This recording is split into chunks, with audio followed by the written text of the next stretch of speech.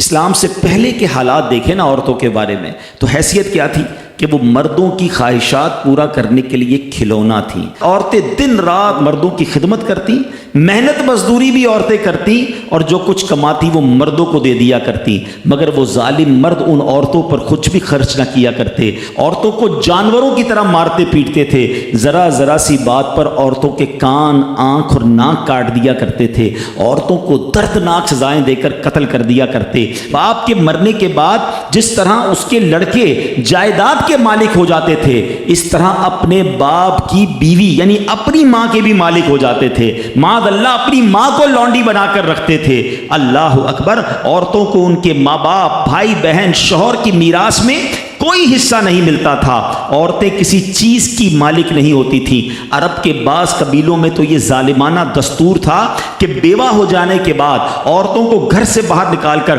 ایک چھوٹے سے تنگ اور تاریک جھونپڑے میں 1 سال کے لیے قید رکھا جاتا، کھانے پینے اور تمام ضرورتیں وہ اسی جھونپڑے میں پوری کیا کرتی تھیں۔ بہت سی عورتیں گھٹ گھٹ کر مر جاتی، جو زندہ رہ جاتی تو 1 سال بعد ان کے دامن میں اونٹ کی مینگنیاں ڈالی جاتی اور ان کو فورس کیا جاتا کہ کسی جانور کے بدن سے اپنے بدن کو رگڑیں، پھر اسی گندی حالت میں پورے شہر کا چکر لگایا جاتا تھا اور گویا یہ اعلان ہوتا تھا کہ اس عورت کی اب عدت ختم ہو گئی ہے۔ اللہ اکبر، ایسی ایسی رسمیں تھیں، ایسے رواج تھے، عورتیں بلبلاتی، روتی، تڑپتی، مگر ان عورتوں کے زخموں پر کوئی مرہم رکھنے والا نہیں تھا، کوئی فریاد سننے والا نہیں تھا۔ اللہ اکبر، 12 ربیع الاول کی صبح صادق کے وقت کائنات میں ایک ایسا نور جلوہ گر ہوا، ایک ایسی شخصیت آئی جہاں جس نے جہالت کے اندھیروں کو ختم کیا، وہاں ساری دنیا کی عورتوں کے لیے ایک ایسے دکھ کا مداوع بن کر آئے۔ نبی پاک علیہ الصلوۃ والسلام ایسے احکامات لے کر آئے،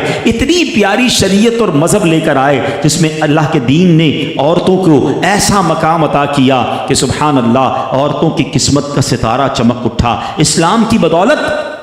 ظالم مردوں کے ظلم و ستم سے کچلی اور روندی ہوئی عورتوں کا درجہ اس قدر بلند ہوا کہ عورت معاملات زندگی اور موت کے ہر مرحلے پر عورت کو باوقار مقام حاصل ہوا۔ مردوں کی طرح عورتوں کے بھی حقوق جو ہے وہ بیان کیے گئے، عورتوں کی حفاظت کے لیے احکام خداوندی نازل ہوئے، عورتوں کو مالکانہ حقوق مل گئے، عورتیں اپنے مہر کی رقموں، اپنی تجارتوں، اپنی جائیدادوں کی مالک بنا دی گئیں، اپنے ماں باپ، بھائی بہن، اولاد اور شوہر کی میراثوں کی وارث قرار دی گئیں۔ الغرض وہ عورتیں جو مردوں کی جوتیوں سے بھی زیادہ ذلیل و خوار تھیں، انتہائی مجبور و لاچار تھیں، وہ مردوں کے دلوں کا سکون اور ان کی گھروں کی ملکہ بن گئیں۔ چنانچہ قرآن مجید صاف صاف لفظوں میں خواتین کے، عورتوں کے حقوق بیان کرتے ہوئے ارشاد فرماتا ہے، بسم اللہ الرحمن الرحیم، خلق لکم من انفسکم ازواجا لتسکنوا الیہا وجعل بینکم مودۃ ورحمہ۔